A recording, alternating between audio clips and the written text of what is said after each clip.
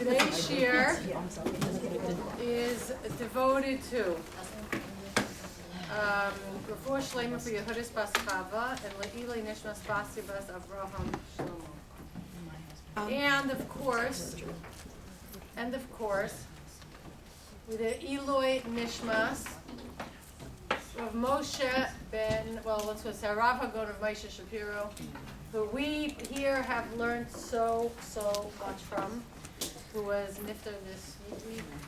And as he himself said, the way he used to explain when we say the Kel Mole Rachamim, we say the name of the nifter and we say Asher Halach La'olamo. He's gone to his world, or Moshe used to explain, we all create entire worlds for ourselves in our kavanot, in our effort, in our mitzvahs. Everything we do, we create a whole world of our own. And our world, what Moshe used to always teach, is a world that is a source of light. That Hashem's light is hidden in us and it comes and is revealed and is exposed through us. We are partners with Hashem. If you had to, I'm going to speak a couple minutes of Moshe. Not that I have any, would never call myself even like a Talmudah, though I did have occasion to a very rare, very special experience. I did have a number of occasions, as you know, where we traveled, my husband and I, with a very small group, maybe 50 people, to various destinations in Europe. We were in Prague, we were in Venice and Padua, we were in Amsterdam, a few destinations where Moshe was with us on the trip and would give shiurim in the hotels, and it's a very unusual thing to be able to sit and really close up and hear directly questions and answers. Not that I would ever ask him a question, because first I'd ask, of course, someone who knows more, and they'd ask someone who knows more, and they'd ask someone who knows more, and then the one who knows a lot would venture to ask Rav Moshe a question. And Rav Moshe, what is the contribution Rav Moshe made? I'm not here to assess it, but one thing is clear, okay?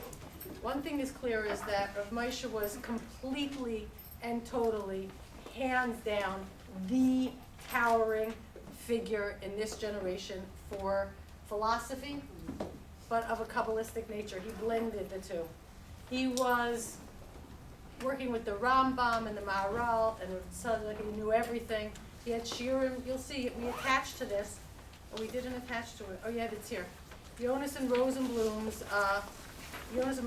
article on Rav Moshe. And you'll see a little bit there. But what was unique about Rav Moshe is he took ideas that, till him, the way they were expressed was Kabbalistic and esoteric and sort of unattainable. And he brought them down in a super brilliant, sophisticated way to make them understandable. And he worked with fundamentals. What is laughter? What is crying? We're going to learn today from Rav Moshe, what is tefillah? What is the essence of tefillah? Rav Moshe didn't write anything, but his Talmidim wrote. Not that much. There's a 5-volume sefer on Chumash called Mimamakim. There's a multi-volume set on the Moadim, on the holidays, called Afike Mayim. There's this piece, this sefer on tefillah called Das Tefillah, another parallel one called Das Shabbos, and there's this is so accessible. This is the greatest sefer. If you want to have a chavus and your Hebrew is decent, because his Hebrew was so clear and simple. You didn't have to have like a complicated modern Hebrew to understand it. This is Rei Amuna. This is a compilation of 20 years of shiurim in Or Sameach for Balei Tshuva on the fundamentals of the Rambam, what we call the Ani Mamins. Well, the Rambam's 13 fundamentals. The Ani Mamins are just a abridged version of them. There's so many fundamental ideas in this sefer. And of course, in addition to that, Rabbi Antabi in Lakewood would write up his Thursday night shiurim, which was the big one. He gave 30 shiurim a week, but the big one was 700-800 people every Thursday night. And Rabbi Antabi would write them up, and we here have learned so much from those little blue pamphlets. And we always send as a group, Rosh Hashanah time, a contribution to Rabbi Antabi for doing this. and also Daniel Barrett, who types it up on the spot Thursday night and emails it. Anyway, what we're going to do today is try to get a glimpse of a fundamental idea like tefillah through the parsha and through Moshe's view on it. You know, Rabbi Yeager gave a little hesped and he quoted a pasuk, and it was so perfect that I put it right here on the front page in terms of Moshe. Now, we're not comparing Moshe Shapiro, as great as he was, to Moshe Rabbeinu, obviously. So when it says Pe'el Pe Adaber Bo, I speak to him, you know, mouth to mouth. That's uniquely Moshe Rabbeinu. Okay, Umar Adaber Bo Umar V'lo B'chidos, and I speak to him directly, not in riddles. Utmunas Hashem Yabit, and he beholds the tmuna, like the picture of Hashem. So then Hashem here speaking to Miriam and Aaron, and why have you not been afraid to speak against him? But Rav Yeager said, Utmunas Hashem Yabit, he saw a picture with a godlike perspective, that he saw a picture that no one else really saw. He had a way of looking at the world. That applies to, in his way toward Moshe. He had a way of looking at the world. He saw a big picture. And everything was, you know, there's a zillion facets to that picture. We keep getting a little facet here and a little facet there and another facet. But if one of the things that Rav Moshe always stressed, which you have heard here so many, many times, and honestly, he's the one that spoke like this. He is the one that spoke like this. This idea that he lived in Yerushalayim, he always spoke of the idea of the centrality of people. Remember, I would always say, if I hadn't heard this from Rav Moshe, I wouldn't say it myself, but we hold Hashem's fate in our hands. We have the light in us. Hashem depends on us to his name, you know, to bring an awareness of Him to the world. Hashem's fate, so to speak, is entangled in ours, and therefore man, the way man prays and the way man is inspired, and the ups and the downs, it all comes from a very strong, you know, concept of the absolute centrality of man in the picture. And we're going to, Amir Tashem, look at this a little bit more today in context of tefillah. So we're going to start, and we're going to look into the parsha. The parsha starts with famous pasuk, right? Okay, wait, let's review for 1 second. Remember last week? Look at the first page. Hashem said, I'm going to go down with you to Galut, and I'm going to bring you up. Right? Anochi ered imcha mitzrayma v'anochi ha'alcha. I will bring you up. And 2 more words. Gam alo. And what did we say those words mean? I will bring you up, and I will also come up with you. Right? The idea that I am in Golus with you. I'm stuck here with you. Only through the salvation of Am Yisrael, through the great Nisim, through the great ultimate victory of Am Yisrael, in being recognized as those truly identified with Hashem and viewing our mission as connected to Hashem, only through Am Yisrael finally emerging and arising and taking that position we should take as the firstborn child, meaning the leader, the mentor, the guide. Only at that point will Hashem come out of Golus. Hashem is stuck with us, so Hashem has to bring us out of Golus, because otherwise He's in Golus with us. So remember, we said that Onkelos, although in every other place translates the Ered, I will come down, as I will be revealed to you. You will have a deeper glimpse of my governance of the world. This is the only case, Ramon stresses this, that Onkelos doesn't do that. Onkelos just says, I will go down. He translates it literally, and we explain that that's because, Ramon explains, because the whole Nevuah is framed as a Maros Halayla, a vision of the night, meaning we're going into Golus. It's to the point that we know Hashem is with us, absolutely all the time, but we can't even have any type of insight, Giloy, revelation of how Hashem is operating, you know, and why things happen the way they do, and why it's like this, the whole Golus, collectively, nationally, individually. But we know absolutely Hashem is with us in Golus.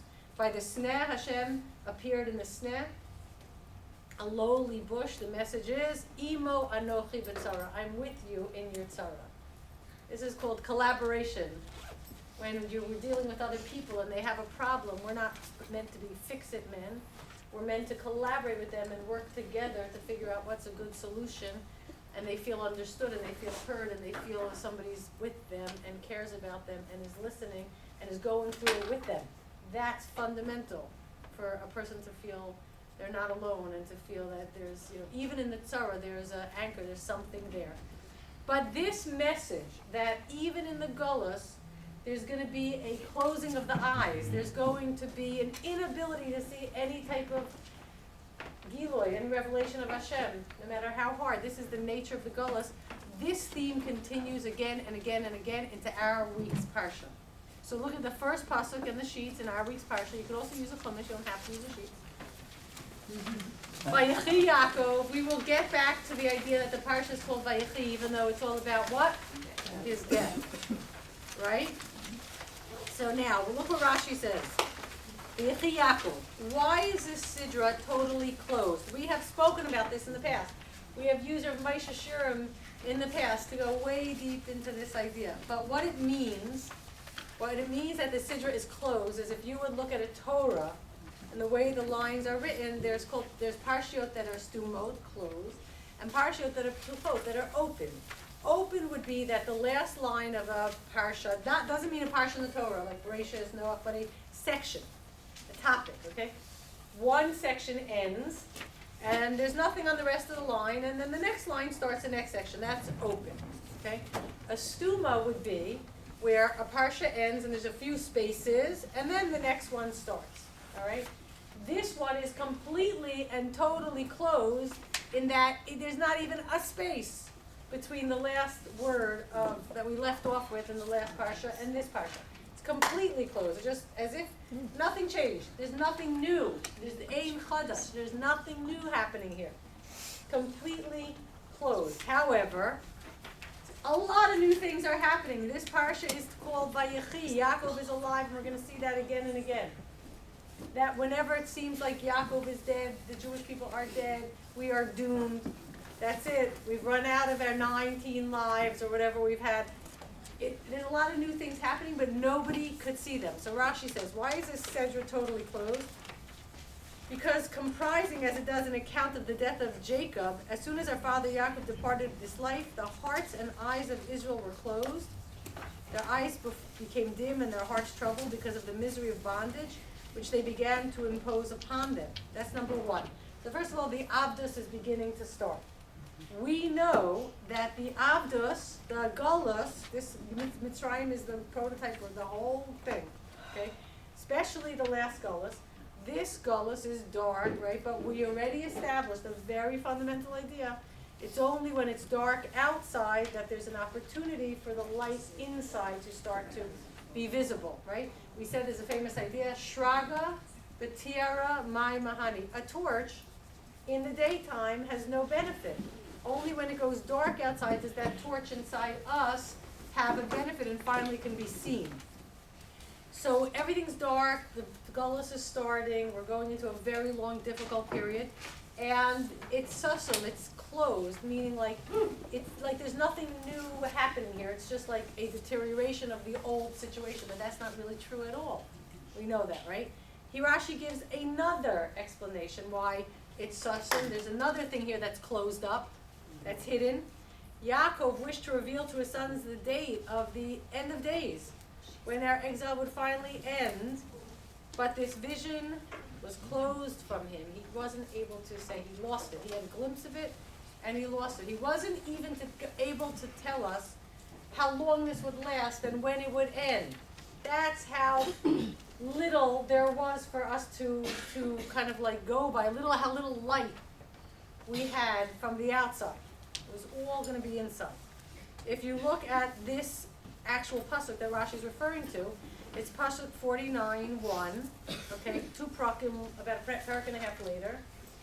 And this is when Yaakov calls his sons and he says, gather around, and I'm going to tell you what happens, what's going to happen to you in the end of days. Can you imagine if he would have been able to finish this? This is when he knows he's about to die. What does Rashi say? He wished to reveal to them the end of Israel's exile, but the Shechina departed from him, and he began to speak of other things. Okay? Remember that? So what happened then? So there's already a few indications that it's so blocked. Everything is blocked. The Gila Shechina is blocked.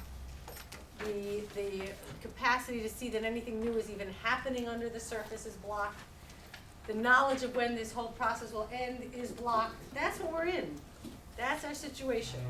So what happens when he's about to tell them about the end of days, and it vanishes from him? He can't say it. So if you look at the Rashi, okay, it isn't actually Rashi. It comes from Sachim.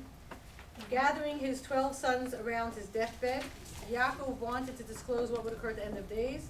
However, his efforts were frustrated as the divine presence left him, preventing Yaakov from making this revelation. Suspecting that this was because one of his sons was unrighteous, the tribes pacified him by stating the verse, Shema Yisrael, talking to Yisrael, Hashem Elokeinu Hashem Echad. And then he was appeased, he felt relieved, and he said, blessed is the name, Baruch Shem Kod Malchus Ol Yolam Va'ed. Now, it means that the divine presence did not leave him because there would be Jews through the ages who would sin. They assured him that despite that fact that there would obviously be Jews through the ages who would sin, nevertheless, they had a promise, they had a guarantee. The guarantee was Shema Yisrael, listen, Israel directly, Yisrael, Hashem, okay, no, Hashem Echad. We're going to analyze that pasuk that we all say, okay? And when else did Yakov, where else are we familiar with Yakov in the pasuk of Shema? Right, look at the next pasuk. When Yosef comes to greet him, when Yaakov's coming to Mitzrayim, after the dream in Beersheba, the Maros Halayla, where Hashem said, I'm going to be there with you, but you're not even going to see at all. That curtain is really going to be closed, right?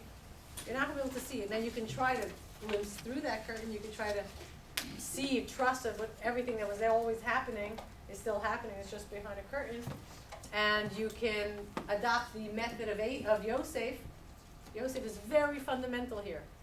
Yosef was the one in the Hester, but he's the one, as we learned, that he never stopped speaking of Hashem. It's Hashem who gave me the koach, and it's Hashem who made me smart, and Hashem who knows everything. And he had Hashem right in front of his face all the time.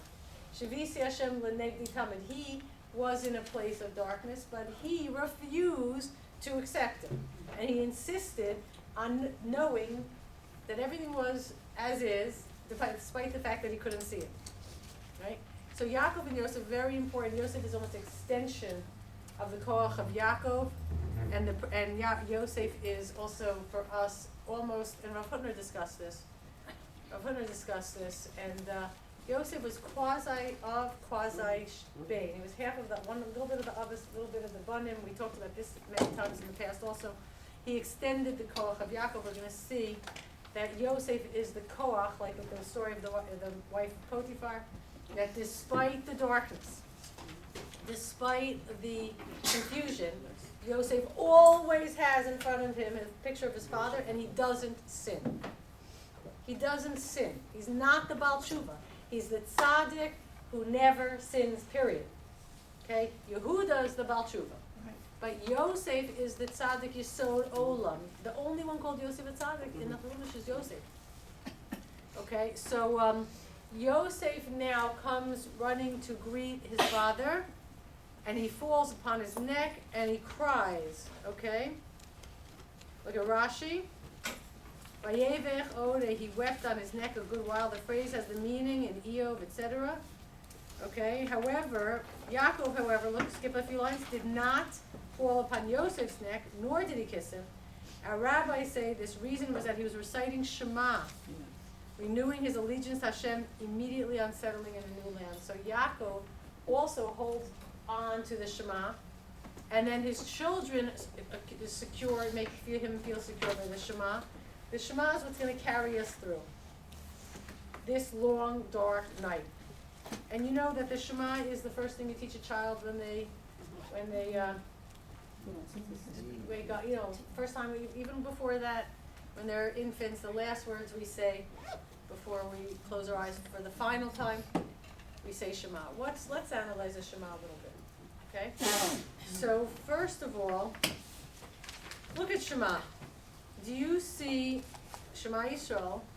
That's obviously Yisrael, is Yaakov Yisrael, but Yisrael refers to Klal Yisrael when we finally emerge from the Yaakov stage, which is inevitable and guaranteed. Look at the next three letters. Hashem, Elokeinu, Hashem, Echad. Do you see that Elokeinu is sandwiched between two Hashems? That's really important.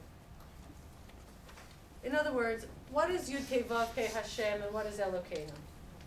Elokim is what we call Midas Hadin. Okay? Midas Hadin is synonymous with emes. We're going to put a lot of different catchphrases together, a lot of go-to words together. Okay? Well, how is din and emes one? And this is explained to me by my father-in-law, Zechron L'Bracha. How is din and emes one? So we've said this many times. This was his example. Okay? 2 plus 2 is 4. If I ask you, what is the bigger lie? 2 plus 2 is 4.000000001, or 2 plus 2 is 100.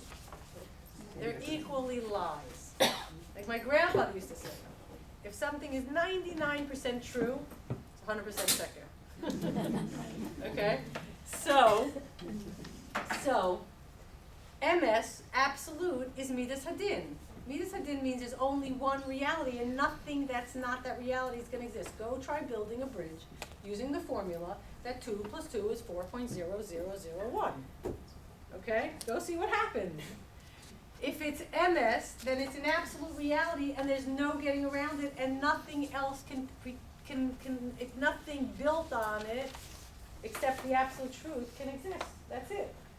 This is a world where there's only one MS, which people want to ignore and deny for a lot of reasons, but there's only one MS. And that MS is going to be eventually clear, expressed in the world. And those occasional times where we see it, we call that Midas Hadin, that there's only one way and one way only. And Elokim is also associated with one more concept. Elokim is the same gematria as Hateva, nature. Nature is, again, emes and din, right? There is gravity, whether we like it or not. It doesn't matter what color you are, what race you are, what gender you are, if you're a girl, it doesn't matter anything, how old you are. It's just a fact. Teva, nature, is a fact. You can't say, well, I don't appreciate the beauty of gravity, so for me, this doesn't apply to me, okay? That's how math is. Math and physics, they have rules, they're facts, they're MS, they're din. That's how Teva is set up, okay? Now, on the other hand, a life of Midas Hadin, okay, is a life where a person, and there's one of us was associated with din. Who was it? Yitzchak. It's a life of a person who recognizes that I have to constantly ask myself and assess myself, do I deserve one more breath? What am I doing with what Hashem has given me? Am I using it correctly? Am I doing anything for my own purposes, my own agenda, my own pleasure? This is Midas Hadin, a constant sense of holding back, discipline, gevura, questioning the validity of every little thing I touch or use or do in this world. Am I deserving? Is it being used correctly? Okay? And Yakov is not Midas Hadin. Okay? There's another Midah. The Midah of Hashem, Yud Kei Vav Kei. Okay? Yud Kei Vav Kei is always associated with what? This is the Rachamim. Okay? It's the before Elohim. Not Rachamim, Chesed. Yaakov is Rachamim. Who is Chesed? Avraham. How does Chesed operate? Chesed operates that there's another reality in the world, not just absolute truth, which is din.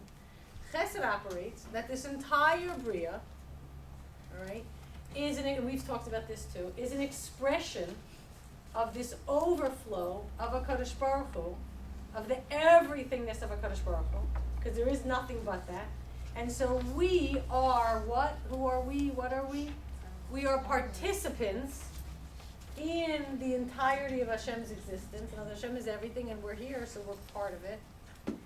And Hashem has invested in us His kochos. This overflow brings with it the very kochos of Hashem with it. We are tselem Elokim. We've talked about this. What are we? We are creators, like Hashem is a creator. We create our own worlds. That's what Moshe used to say. You go to the world you create.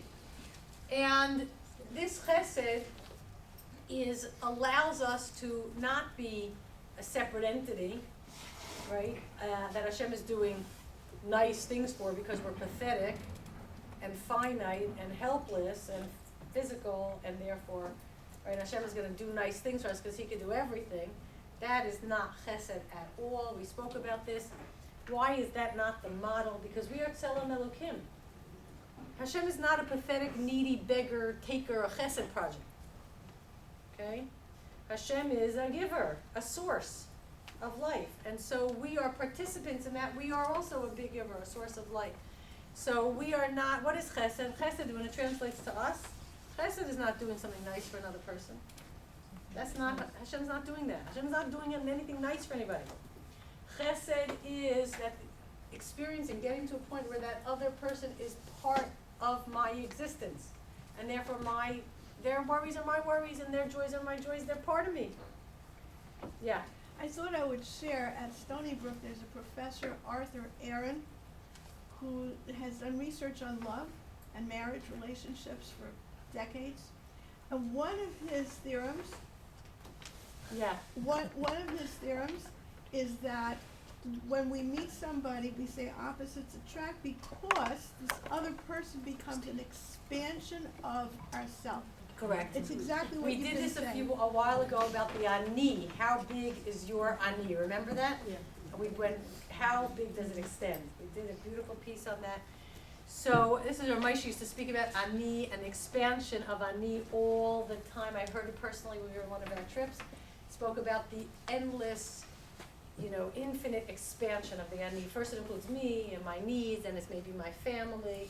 Maybe it's my community, then it's all of Klal Yisrael. Then when I say I, it involves the whole humanity. And ultimately, when a person says I, they feel they represent a Kadosh Baruch Hu, right? So, and that's the larger the I, the more a person feels significant. But the I, at the same time, he speaks about this right here in Re'emuna, the only way to feel that significance, that importance, that I am a participant, is to recognize that I'm completely part of, in other words, subsumed in Hashem's existence. I'm not a separate entity.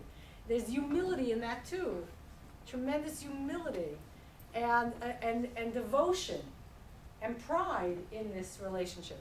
So chesed is that someone else is part of my life. Now, until you get to Yaakov, okay, you have Avraham, who's in his own life, he demonstrates the most fundamental of all the awarenesses of Hashem, which is we are participants in Hashem's existence. And for that, he breaks all the idols. Because idols are from a part of a different system. And that system is a terrible system called Avoda Zarah. Rav Moshe explains this here in Re'emuna. The fifth ikar of the Rambam is that you can only pray to Hashem and nothing else. And Rambam says that most of the Torah is busy with warning you away from Avodah Zarah. Why is it called Avodah Zarah? And this is also something I remember learning the first time in life. So it was also, everything was clear and everything was, like it just went right in because that's what, like the light went on. That's right. That's true. That has to be like that, that aha moment. So he explains, Avodah Zarah, that they are zar. They're a stranger to you. Hashem is not saying, by the way, they're not going to answer you because they don't care about you, so don't bother with them. What Hashem wants us to know by constantly warning us against Avodah Zarah, and this applies to so many areas in life, that the worst tragedy for a human being is to feel like a separate entity. Here's a big, powerful force or God or whatever, and I'm here, and my interests and the God's interests are very different. And I'm pathetic and helpless, and so I need to figure out a way to get what I need, and I guess this big power can give it to me, so I have no choice, so I'm stuck. I'll grovel, I'll beg, I'll make deals, okay? But as soon as I get power, I'm out of here. I'll turn the tables.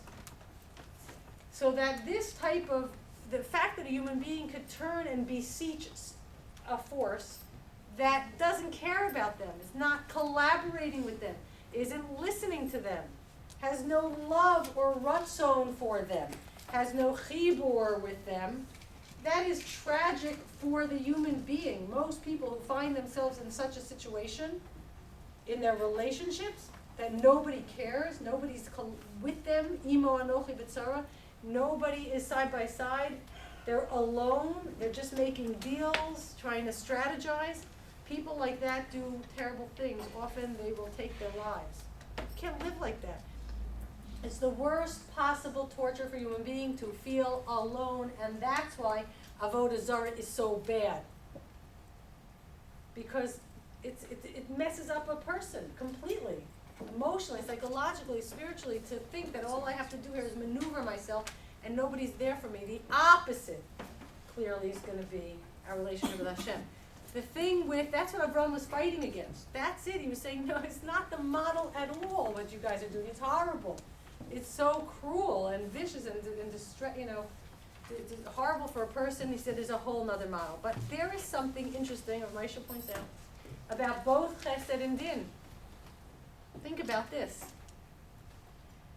Chesed is the magnanimity, what's the word? Of the all-powerful, all-bestowing giver, so much so there's this overflow. And it just overflows to everyone, and everybody gets caught up and is part of Hashem's existence. That's wonderful, but there's one little problem that makes it a little imperfect. And that is, for us, that the recipient, the nivra, the creation, is not taken into account at all. They just are part of Hashem, so they get everything. In fact, our big argument with Christianity is that they took this idea without adjusting it like we did, which we'll talk about in a minute. It's all love of God and grace of God, and you just have to accept and God's grace. Well, so actually, what the person does, no matter how good or how bad, doesn't really matter, because God's grace just envelops everyone. In the end, if a parent treated a child like that, you're part of my life, you have my food, you have my car, you have all my money, and then no matter what the child does, that just keeps flowing. The child doesn't feel loved. The child feels hated. In other words, don't you have any expectations from me? Don't you, if I go out and kill someone, the same thing, well, you'll still give me everything, so like nothing I do matters, nothing matters. There's no goals or values I'm supposed to achieve that you're happy about or not happy about. You just keep giving. Chesed, like that, does not take the nivra into consideration. But it's fundamental that we know that number one, first and foremost, Hashem, we are parts of Hashem's existence. The next step is Elokeinu, is Din, is Emes, is Yitzchak. Yitzchak is aware that in addition to this participation, and Avram comes to teach the world this truth, Yitzchak adds the next dimension. This overflow of love has within it another reality, which is it's coming from God. And God is all emes. And in the end, it's only Hashem's will, and therefore, if Hashem's will is expressed in this world, nothing, not even the slightest deviation, is tolerable. There has to be a pure emes, and if that's in operation, if the din is in operation versus the chesed at that point, then nobody survives. Nothing. The slightest infraction, 4.000001, is the same sheker as 100. Nothing survives. That being the case, it also doesn't take the recipient into consideration. There has to be a pure emes of God revealed in the world, and that's it. There's no flexibility. So now these two are the attributes, so to speak, or the ways of humanity coming to understand realities about Hashem. But they don't really give us the what we're looking for, which is how does a human being created with Bechira with the Yetzer Hara, which we've talked about a lot, okay, how does that person operate in a world of these two realities? That's where Yaakov comes in. And Yakov is referred to as MS, the final MS being the combination of chesed and din that takes the creation, the person, into account. Why is that? Rachamim, okay, is, look at the shoresh. What do you see? Rechem, what does that have to do with anything? Machar, what does that have to do with anything? Rachamim, what is a rechem? It's a 9-month process of developing something. Rome isn't built in a day. What is machar? Tomorrow. Rachamim is this. Because we're part of Hashem's existence, and we have within us the kochos of Hashem, and Hashem is depending on us because we are the source of the light and the recognition of Hashem in this world. But because there's an emes, that's an absolute emes, that must be upheld. And because we're human, and we can't always do everything right, and yet Hashem still needs us, because He's put His fate in our hands, and yet we're imperfect, what do you got? You have to have second chances. You have to have a continuous trust that although a person failed or fell, they will get it right the next time. There always has to be a tomorrow. They will improve. They will become more perfect, and Hashem can still rely on them to fulfill their task, to partner with Hashem correctly. That's where Rachamim comes in. Okay, there's Hashem after Elokeinu. Okay, there's Yud Kei Vav Kei after Elokeinu. Elokim is sandwiched between Hashem and Hashem. In other words, our life that we live here in the world of nature, that is, we operate in the physical material world, by definition is going to mean that we have ups and downs, okay? And we go 2 steps forward, 1 step back, hopefully not 1 step forward and 2 steps back. And in the end, we know that we are sandwiched, we are protected. We're protected by the fact that Hashem knows us, that Hashem still has emunah in us, that we are part of Hashem's existence, all of everything we just said. In between that, we exist. That's the world of Teva. And the end result of it all is there will come a time, because of Rachmanos, that Yud Kei Vav Kei, that clarity will be revealed again, that everything is part of HaKadosh Baruch Hu, and everything that ever happened somehow or another is revealing that. That will be revealed again. In between, we play our role. But this is what the Shvatim were promising Yaakov. We're going into a world of really more Elokim. It's a world that we don't see things as much, and we operate in what looks like more Midas Hadin, where things are darker and things are tougher, and we don't understand, a lot of the tzaros and all that. But we know, as Yosef taught Paro, okay, saying Elokim, that all of nature is opportunities. It's vessel. It's what's the word? Strategies. Everything we experience, everything we touch, everything we work with in the material world could be a somehow, some way, a keli. So this guarantee, okay, that we'll get through, and that Yud Kei Vav Kei will be, again revealed, and as we say, Or Chadash Al Tzion Ta'ir, a brand new light. Why is that light new? There was the original Or of Hashem, which we talked about. It's set.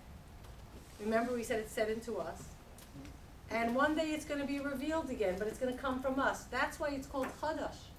It's new in that it's the Or Hagon, is that hidden light, that Or of Hashem, but its source is humans, is people. That's what happens in the Galut. That's where that final Yud Kei Vav Kei comes from. So how do we know this is guaranteed to succeed? Why was Yaakov relieved? So look at this. Hold on, I want to show you a different pasuk first. Turn the page, and then we'll go back. Look at the pasuk in Yeshayahu 58:8. You'll see so many hints in this pasuk. Look at that. He's talking about the future. Az yibaka kashachar orecha. What do you see there? Then your light shall burst forth like the dawn. What do you see in the word yibaka? Come on. Yakov. Yeah. Yakov. That's from Moshe. Az yibaka kashachar orecha. It will burst forth from you, from us, like the dawn. And your healing spring up quickly. Okay? Now look at this. And your healing will spring up, and we will be healed. It's, nachama, nachamu, the light will shine again. V'halach lifanecha tzidkecha. Now, simply pshat, your righteousness will go before you. Kavod Hashem yaspecha. And the glory of Hashem will, what is yaspecha? Will be your rear guard, lasso, gather you in. What do you see there? Yosef. Now go back a little bit. Okay. What did Hashem tell Yaakov when he said, I'm going down to Galut with you? First page. I'm going to go with you to Mitzrayim, and I'm going to bring you up, and then I'm going to get up. And what are the next words? And Yosef shall close your eyes. Okay? Look at this pasuk again. Your light will burst forth like the sun, and your healing, the healing which we so much need, will spring up quickly. By the way, who did we say is called the tzaddik? Kavod Hashem yasvecha, and that all that kavod of Hashem's kavod that you brought out into the world, okay? That's going to, in the end, close the eyes of Yakov, put the tekufa of Yakov to sleep when we become Yisrael again. You see that? Now look what Hashem promises us in Malachi. Malachi is the last Navi, the one who gave us all the reassurances that we're going to make it through. The last of them all. Look what it says. Ki ani Hashem, that's your Kevavke. Lo shiniti, nothing will ever change. You see, I'm Hashem before, I'm Hashem after. It's not changing. Va'atem b'nei Yaakov, and you, the children of Yaakov, lo kilitem. You have not ceased to be. You're still b'nei Yaakov. You're still connected. You are going through the process, and we know from here that this was a guarantee to Yaakov when the brothers said, the children said, Shema Yisrael. We have a new principle that is established. That once we go into the Yaakov phase, and we know that we have to get through this Galut, and we know how dark it's going to be, and there'll be no Gilui Shechina at all, and it's going to be closed up, and we won't even know where the end of it. People are gonna go. It's not going to be easy, and a lot of people are going to act, so to speak, opt out or lose themselves or who knows what. Okay. So look at the principle that is officially established once we are Yisrael, Sanhedrin 44a. This is talking about from Sefer Yoshua. Achan took the booty. He says, why was he punished? Okay. Because his wife and his children, they knew about it, whatever. We're not going to get into that. So Yehoshua says, Chata Yisrael. The Gemara says on this, yeah, but Yisrael, Afal Pisha Chata Yisrael. This is the rule once we go into Yaakov. And we deserve this for going into the Yaakov phase.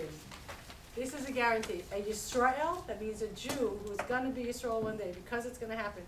Afal Pisha Chata, even if they sin, they're still Yisrael. You can't sin yourself out of Judaism. You can't even convert out of Judaism. It's not like Avraham and Yitzchak. They have Yishmael. They're opted out. They didn't live up to it, and they're not Am Yisrael. That's the same for Yishmael, that's for Esau. But not once you get to Yaakov. Not once you get to this commitment that Am Yisrael makes, our ancestors, the Shvatim, Shema Yisrael, Hashem Elokeinu, Hashem Echad. So what happens to those people that obviously opted out? They're not gone. Where are they? Daravi, Yeshuvahena, the Balei Shuva, the Gerim, who knows? We all know people who are 1,000 years later coming back from their Marano past, right? They're going to come back. Well, Yidach Menu Yidach, we say in Dvarim, nobody's going to get lost. That's a promise, okay? As we read here before, Yeshayahu, Azibaka Keshachar Urech. Now, Rav Yochanan states here, okay? Vayechi Yaakov. So the famous pasuk is in Tanis, Yaakov Avinu Lomes, he never died. So the Gemara asks, okay, Rabbi Yochanan stated, our father Yaakov did not die. Rav Nachman asked, was it in vain then that he was eulogized and they embalmed him and they buried him? What's that all about? Shot in the Torah. Rav Yochanan responded, I derive from this verse, Al tira avdi Yaakov. Quotes a pasuk from Yirmiyahu, I will save you from afar and your offspring from the land of captivity. This verse likens Yaakov to his offspring. Ma zaro chaim, just like his offspring are alive, so too Yaakov lives. Now, all tzaddikim are alive when they're dead. What is this specifically saying? What is this saying? That Yaakov Avinu lo mes, that we're not dead, and Am Yisrael is not dead. Okay? We're saying that yes, tzaddikim are alive when they're dead. There's a lot of pshatim on this, but what about Rachamim that are dead when they're alive? Okay? What about Am Yisrael that look dead? Dead spiritually, dead physically, so far away. Are they dead? No. So the answer is no, your children are never dead, no matter how far away they are. I told you what Moshe explained last few weeks, but we'll just mention it again. Even on so many levels, this operates, that we're not dead. Moshe says, based on the Rambam, the whole Sefer of Bereshis is Masa Avasim Labanim, right? That everything that happens is important for the future. So the very, very last episode that happened to the Avos is not something anyone did, but something that happened to them. Yakov was taken and buried in Israel. Correct? And all the nations made a big hesped. All the nations cried and made a hesped. And they buried him in Israel. Okay? That's the last piece. How is that Masa Avos Siman Labanim? He says, in the end of days, in the time of the beginning of the Geula, the Jewish people, Yaakov, trampled upon, will be brought back to Israel, will come back to Israel like corpses, like skeletons, dead from the Holocaust, right? Who came back there to Israel? Half dead people that literally look like corpses, right? Literally. And everybody made a big hesped and gave them covered. Maybe that's the decision to grant us Israel. And because they didn't really think we were alive anyway. They all thought the next day, when 7 armies attacked, we'd be finished. So they made a whole big thing about it. Who cares? There was no, they thought that it was a nice, gracious, it was gracious. But we weren't dead at all. And we never will be. And that goes for not just this monumental vision of the end of days, how we're going to come back as corpses, which came true, and we weren't dead at all. But even, what Moshe says, when Am Yisrael spiritually are so, destroyed, Jews who hate themselves for being Jews, Jews who try to undermine the best efforts and turn their back, they're not dead either. They're not dead either. And as we are alive, this is the life of Yakov. And he says that, we're going to wrap this up with coming full term. This tefillah, because we know we are not dead, because we know Hashem will never give up on us, because he can't, because he's stuck with us, because his name is connected to us. Okay? Therefore, we have to be alive. So, our tefillah has to reflect that confidence, that positivity, that sense that we have a mission. It cannot be anything but that. So he brings down why this and explains the essence of their tefillah and our tefillah based on this Gemara in Maseches Chulin. Rabbi Yochanan says in the name of Elazar, son of Rabbi Shimon, wherever you find the words of Elazar, the son of Rav Yossi, the Galilean, and Agada, make your ear like a funnel. Okay, where he said. Okay. It is Hashem saying about us. It is not because you were greater than any people that the Lord set his love upon you and chose you. And that doesn't mean just back at Har Sinai. That means till this second that his name is tied up with their name. The Holy One, blessed be he, said to Israel, I love you because even when I bestow greatness upon you, you humble yourselves before me. I bestowed greatness upon Avram, yet he said, Anochi afar ve'efer. I bestowed greatness upon Moshe and Aaron, and then they said, V'anachnu ma. David, he said, Ani tolas v'lo ish. But the heathens, it is by the heathens, it's not so. By heathens mean the Ovdei Kochavim, and this should be understood. When you're groveling before a force because you need them, all right? Your essential relationship is, as soon as I can turn the tables, boy, are they turning. It's just now I need to make a few deals because I got to take care of myself. But there's no, I don't love you, you don't love me, you're in it for your needs, I'm in it for my needs. This is an oppositional relationship. There is no collaboration, love, partnership. This doesn't exist. And therefore, the second they become great, what happens? I bestowed greatness upon Nimrod. What did he say? Let's build a city with a tower. Basically fight God. Show him who's boss, okay? He's Paro. He said, Mi Hashem. Who is God? I gave Paro greatness. He said, who is God? Sancheriv. He said, who are they among all the gods of the countries? Who's this God? Nebuchadnezzar, etc., okay? They are just looking for an opportunity to deny their responsibility or their limitations vis-a-vis God. Unlike Am Yisrael, why do we daven? How do we daven? We daven knowing that Hashem is invested in us, and we daven knowing that we're not in this position, okay?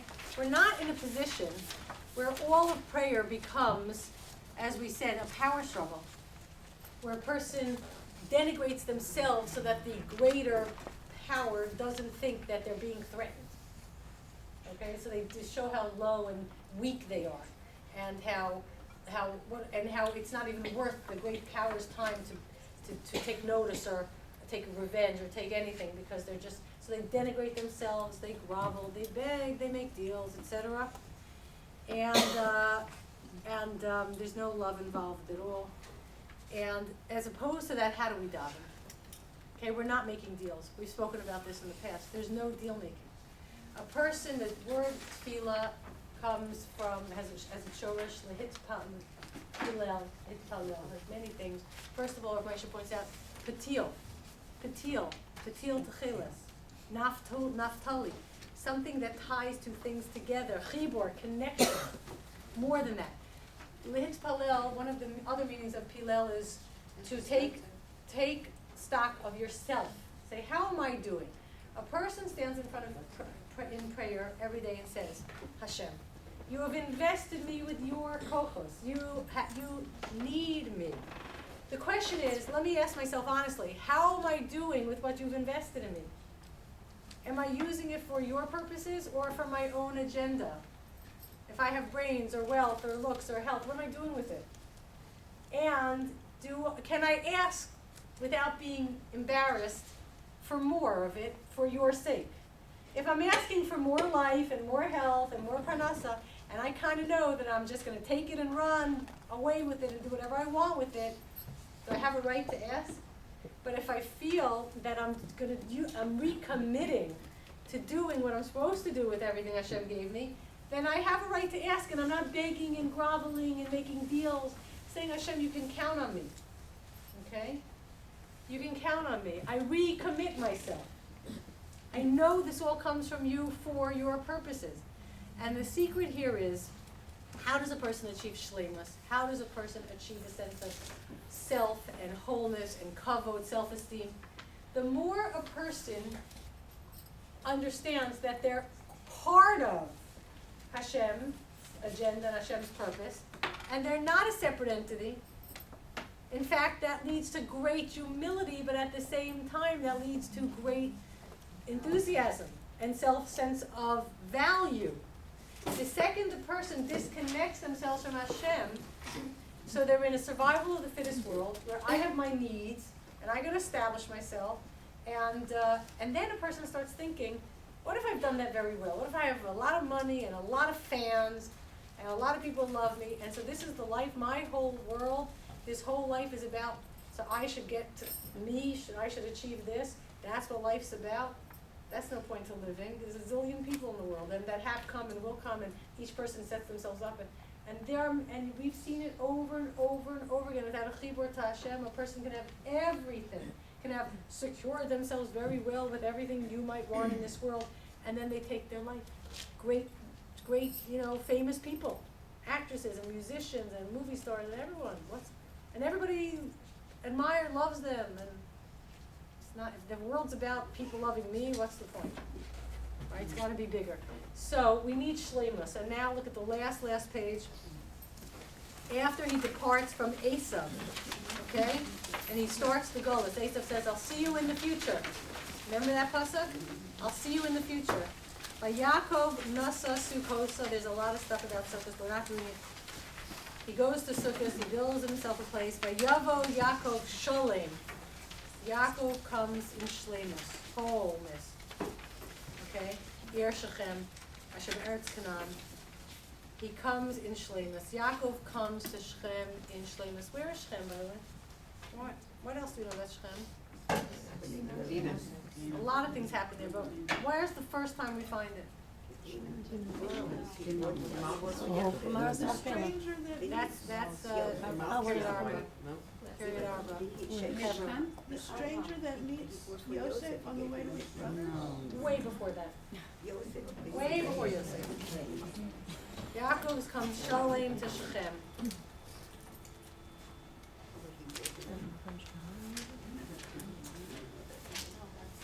Go back.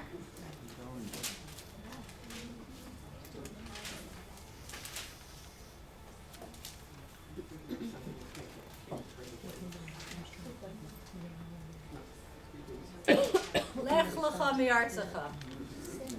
Okay. Vayetzu leleches artza Canaan. Vayavo artza Canaan. Vayavar Avram ba'aretz ad makom Shechem. Ad Elon More. HaKanani is words. Vayera Hashem al Avram. Vayomer. L'zaracha eten es haaretz hazos. Vayiven sham mizbeach la Hashem. Hanira oleh. And this is the place where Avram first built the mizbeach to Yakov that he understood, that he saw, that he started to teach about. And there Hashem gave him the first promise, this land will be your Eretz. Avram comes Yaakov comes Sholem back to Shechem. There are guarantees throughout Torah that we will get through this Galut and Hashem is with us, and despite the darkness, it doesn't mean we are sandwiched between Hashem, and the ultimately, our confidence in knowing that Hashem has not given us up on us at all, and there's so much more work to do, and the greater the darkness, the greater our light, and we never get frustrated and never become despairing or disheartened and never give up, because in the end, as we learn, as Yibaka, your light will burst forth. And that will be our light. Hashem's light coming to us. And have a wonderful Shabbos, everybody.